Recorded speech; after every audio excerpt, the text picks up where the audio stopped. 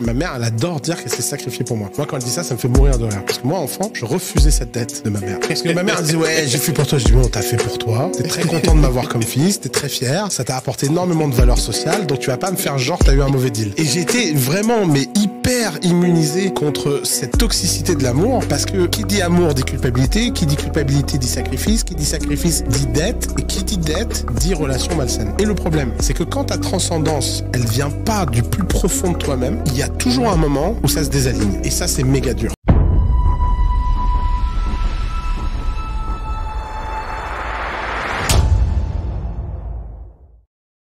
Notre mère s'est-elle réellement sacrifiée pour nous? Bien sûr que non. Et le prétendre, c'est du chantage. Il y a beaucoup dans la communauté noire cette littérature autour du sacrifice de la mère. Mais on parle rarement du sacrifice du père, ou des sacrifices du père.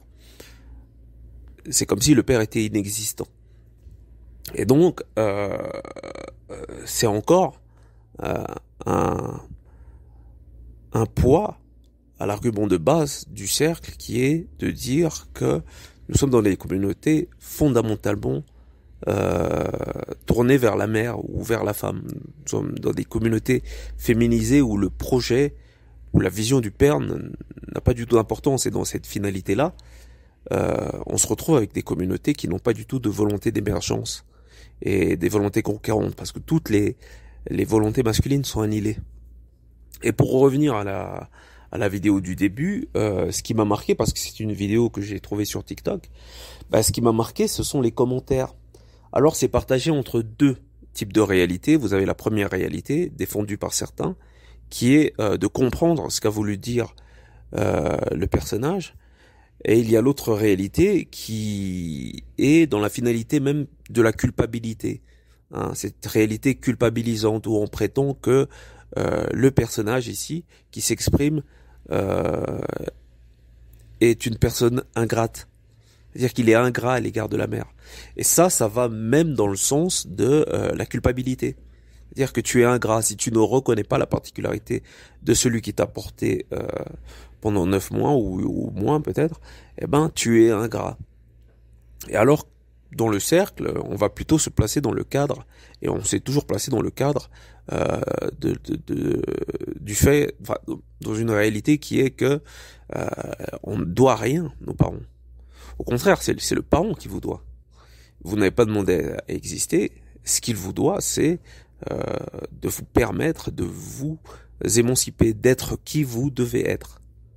Et si ce n'est pas le cas, vous ne devez pas être constamment, comme ça va être le cas pour beaucoup d'Africains, dont l'esprit d'être redevable de quoi que ce soit, comme dirait Lasconi, ce qui m'avait beaucoup marqué. Il disait qu'il devait tout à sa mère, ou un truc comme ça, parce que si elle l'aurait voulu, elle aurait fermé ses jambes et il n'aurait jamais existé. Et il y a un argument qui est très intéressant, c'est ce monsieur, c'est qu'il dit qu'il a donné à sa mère de la valeur sociale. Et effectivement, lorsque tu es mère, tu es perçu dans la société comme quelqu'un de respectable, automatiquement. Et encore plus dans les communautés africaines. On te donne le respect dû à ta particularité de mère, pardon. On t'appelle maman chez les Congolais. Et donc, tu as une certaine valeur sociale, et c'est ce dont il parle, que tu as pu acquérir du fait que tu sois mère. Alors qu'il y a des femmes, justement, qui arrivent à un certain âge, sont tristes parce qu'elles n'ont pas d'enfants. Et donc, la valeur sociale, elles ne l'ont pas. Et donc, souvent, elles font des enfants pour des besoins qui sont totalement égoïstes. C'est pour elles qu'elles le font. On fait des enfants pour soi.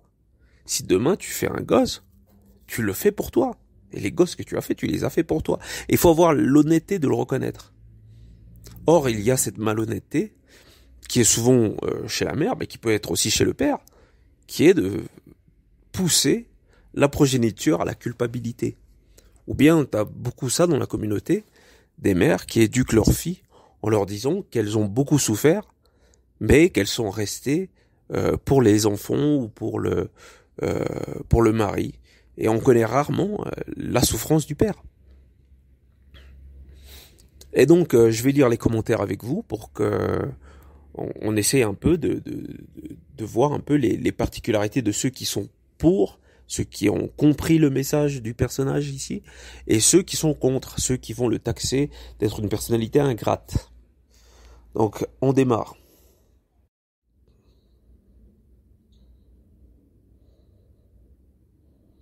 Voilà, le premier argument, donc c'est une nana ici, qui est bien entendu l'a pris personnellement. Elle dit ceci, enchaînement de sophismes médiocres. Ok, d'accord. Amour égale culpabilité égale dette. Alors que l'amour maternel, digne de ce nom, est le summum de l'altruisme bienveillant. Donc je savais pas que l'amour maternel était le summum de l'altruisme bienveillant. On peut parler ici d'un manque d'objectivité étant une femme. Et puis bon, elle utilise un argument assez fallacieux qui est le sophisme. Le sophisme, ça pourrait être attaquer par exemple une personne,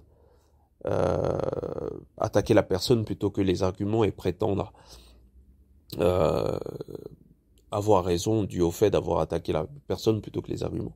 Ça, c'est un sophisme. Mais dire que, voilà, prétendre que celui-ci mélange amour et culpabilité et qu'il y a une dette, c'est faire dans l'inversionnisme, puisque effectivement, ce qu'il veut dire, c'est plutôt que il n'a pas à se sentir coupable. Donc, il n'est pas du tout dans le mélange entre l'amour, la culpabilité et la dette. Et donc, je vais vous lire d'autres arguments. Voilà, donc on continue. Le prochain commentaire, c'est Nana qui dit je trouve pourtant que l'amour maternel est un amour profondément égoïste. Donc elle a une approche qui est, selon elle, l'amour maternel est un amour égoïste. Donc c'est assez étonnant qu'une femme elle-même dise ça. Donc ça demande quand même une certaine forme d'objectivité. Soit c'est de l'autoflagellation, ça dépend de notre opinion. Pour moi, c'est faire preuve de beaucoup d'objectivité, de savoir reconnaître nos particularités, qu'ils soient positifs ou négatifs.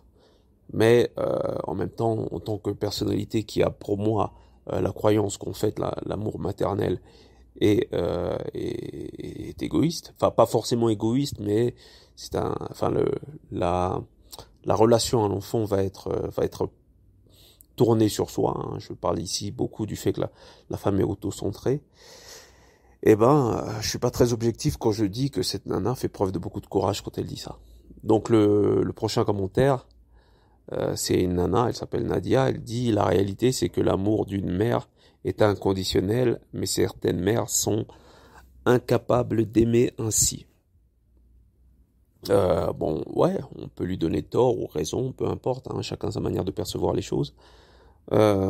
Toujours est-il qu'effectivement, il y a différents types de profils psychologiques. Il y a des personnalités bien plus empathiques que d'autres. Donc, il y a des personnalités capables d'une remise en question, quand d'autres ne le peuvent pas, quand d'autres ne sont que tournés sur eux-mêmes, quoi. Donc, partant de ce principe, effectivement, l'amour peut être inconditionnel pour certaines personnes, dotées d'une humanité supérieure, et peut ne pas l'être pour d'autres, qui ont une humanité assez basique.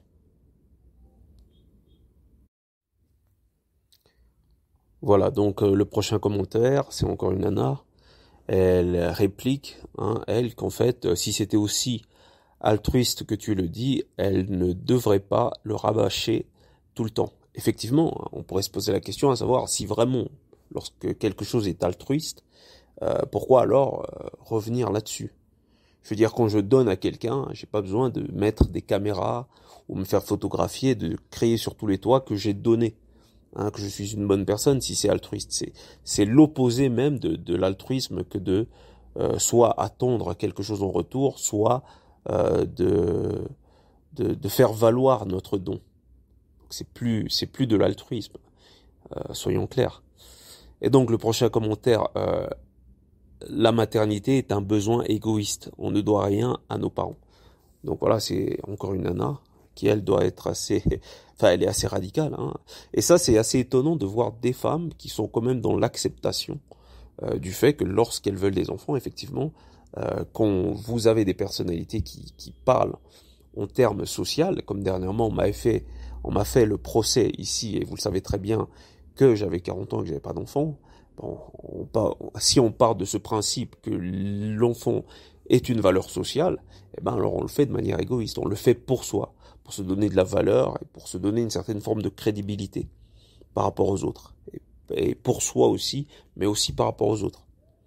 Et donc ce n'est pas un don, mais vous recevez à travers l'enfant. Vous recevez et vous pouvez faire l'inversion de dire qu'en fait, vous donnez plus que vous ne vous recevez. Et là, ça devient malsain. Et effectivement, lorsque vous mettez la charge sur l'enfant ou le poids de la responsabilité de ce que vous avez fait pour lui, vous oubliez que vous avez reçu. Et donc, vous valorisez plus le fait d'avoir donné sur le fait d'avoir reçu. C'est comme si vous n'étiez pas satisfait de votre de votre acquisition, donc de l'enfant. Et donc, ce que vous attendez de lui, c'est qu'il vous donne. Parce que, en contrepartie, vous n'êtes pas satisfait du deal, don et réception. Et donc, voilà, on passe au prochain. Jamais l'amour d'une mère, ça c'est un frère, hein. Donc j'imagine, hein, j'anticipe déjà le truc, parce qu'on connaît beaucoup les membres de la communauté. Donc il dit jamais l'amour d'une mère est le premier degré de l'égoïsme. Non, il dit jamais, et que l'amour d'une mère est le premier degré de l'égoïsme. Hein. Donc elle décide de faire un enfant juste pour elle, pour donner un vrai sens à leur vie. Effectivement, je suis quand même étonné que ce soit un frère qui parle comme ça. Lui, ça doit pas être un kamite, hein. Et donc ouais, effectivement, elles donnent un sens à leur vie. Quand parfois elles sombrent dans la monotonie, elles veulent un enfant. Bébé, fais-moi un enfant, je suis malheureuse, machin, c'est pas la première fois qu'on entend ce genre de phrase. Et donc, partant de ce principe, elles sont dans la réception plus que dans le don.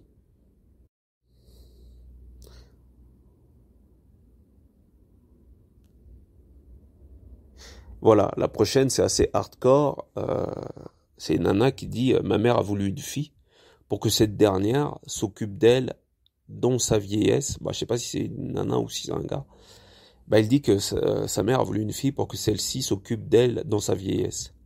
Et c'est elle-même qui l'a dit, hein, entre parenthèses, dit par elle-même. Vive l'altruisme. Donc voilà, on se rend bien compte que tout le monde n'a pas les mêmes finalités, hein, et que forcément, si tu dis à quelqu'un qu'il doit être reconnaissant du fait si tu fais valoir le sacrifice, c'est que d'une certaine façon, tu attends quelque chose en retour ou tu n'es pas satisfait par la réception de ton acquisition qui est l'enfant. Une autre personne ici qui dit nous ne sommes pas tous dans la même situation, c'est non. Ok, d'accord. Rien à dire, hein.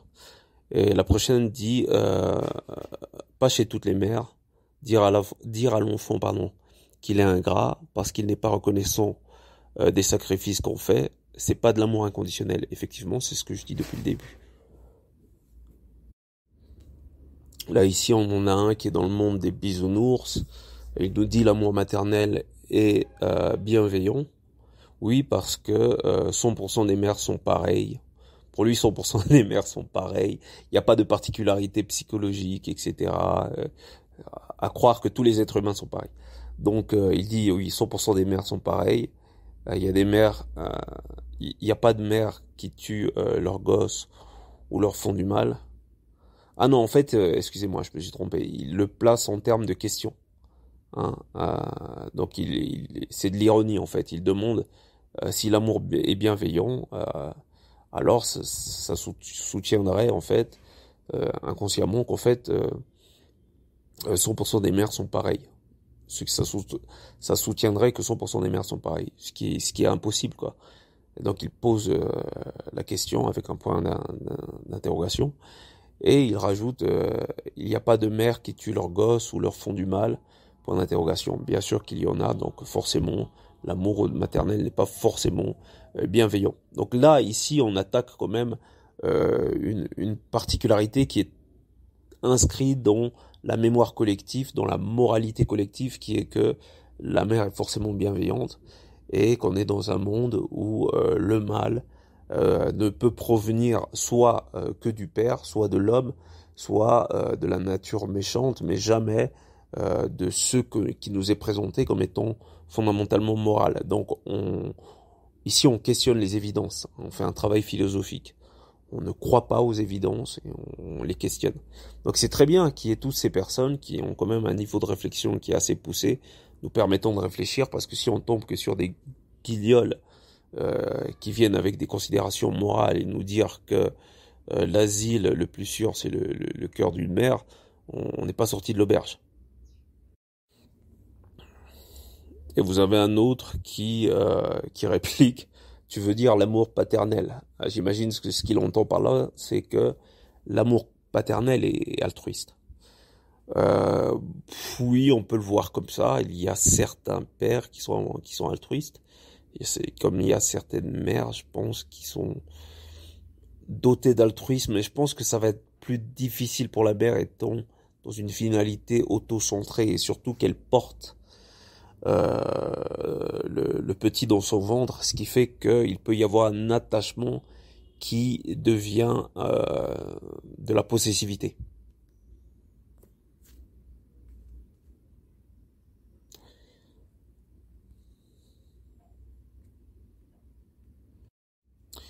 Et donc, il y en a un autre qui nous dit: l'égoïsme est au centre de toutes les relations humaines, c'est pas pour autant que c'est toxique. Donc voilà, là on est donc dans quelque chose d'assez rationnel, hein, on accepte quand même notre part d'humanité et d'inhumanité, donc de nos particularités aussi bien positives que négatives. Ce n'est pas du jugement, c'est juste de la compréhension. On essaie de comprendre. Donc ouais, pourquoi pas. On peut partir du principe que tout est égoïste, que nous avons des désirs qui sont propres à des besoins qui sont égoïstes, toujours. Par exemple, lorsque je décide de faire un gosse, c'est pour un besoin égoïste, même quand c'est avec bienveillance. Admettons que je décide de faire un numéro 10, un champion, ben c'est par égoïsme aussi, hein. C'est pas parce que je ne lui fais pas de mal que je ne suis pas égoïste. Ou peut-être que le bien que moi je désire n'est pas du tout représentatif de ce que lui veut. Donc il y a toujours une notion d'égoïsme dans l'être. Donc oui, c'est très sage de voir les choses comme ça. C'est pas très moral, mais c'est très sage. Donc, donc, donc voilà, il y a une nana ici qui dit, ouais, il y a une nana ici qui dit, je suis mort de rire, MDR, hein. Il a trouvé une excuse pour ne pas aider sa mère plus tard. Je vais péter un plomb.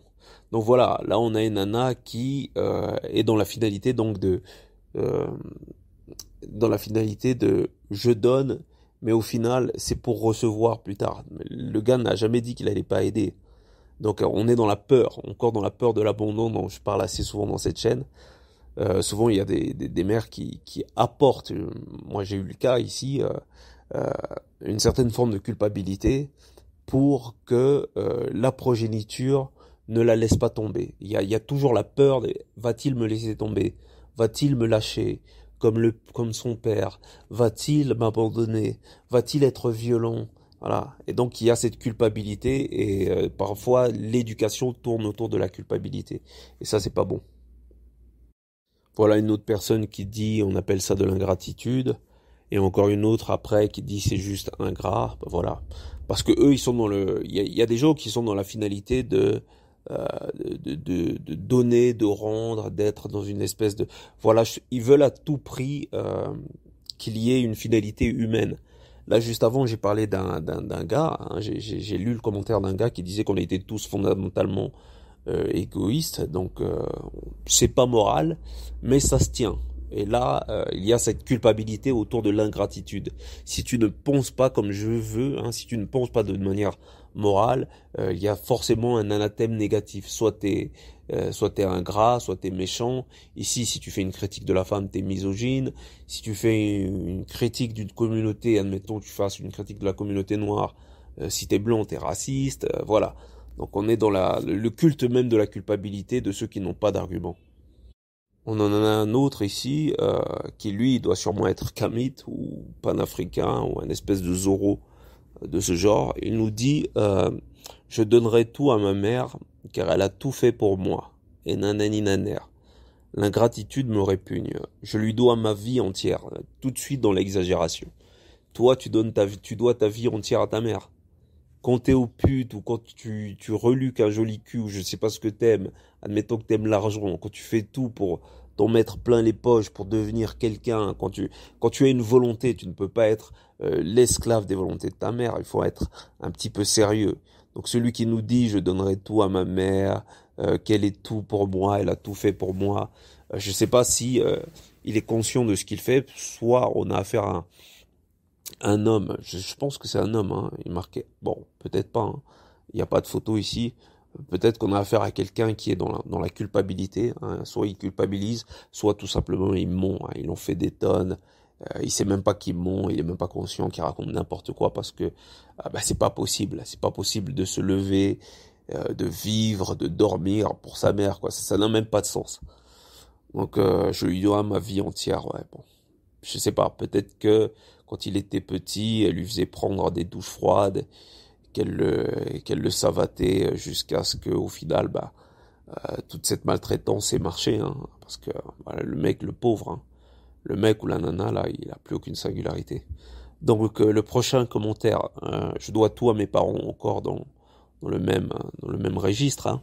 Le prochain commentaire, c'est je dois tout à mes parents.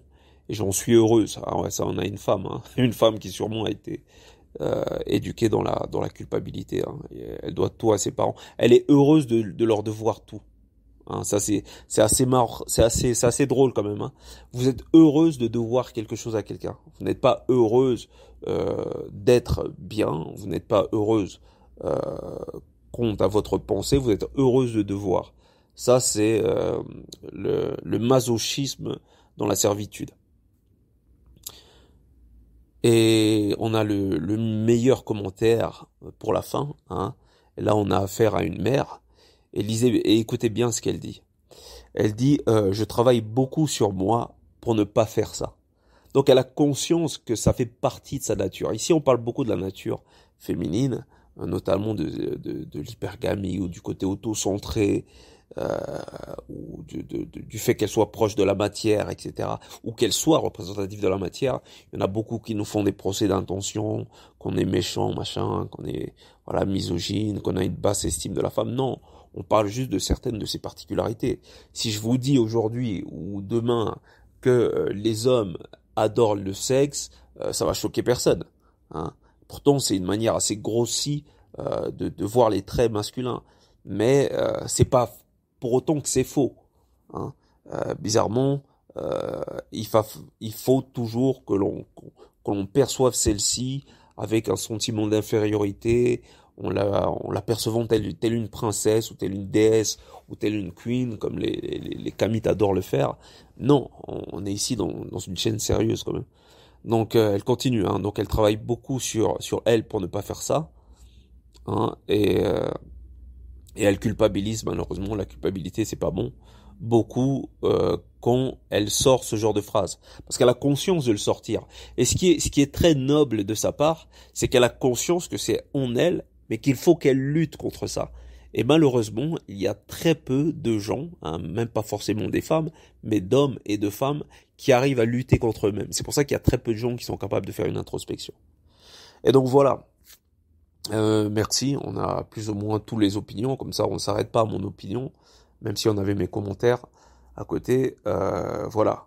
Donc je vous laisse dans les commentaires, donner votre avis. Merci, au revoir.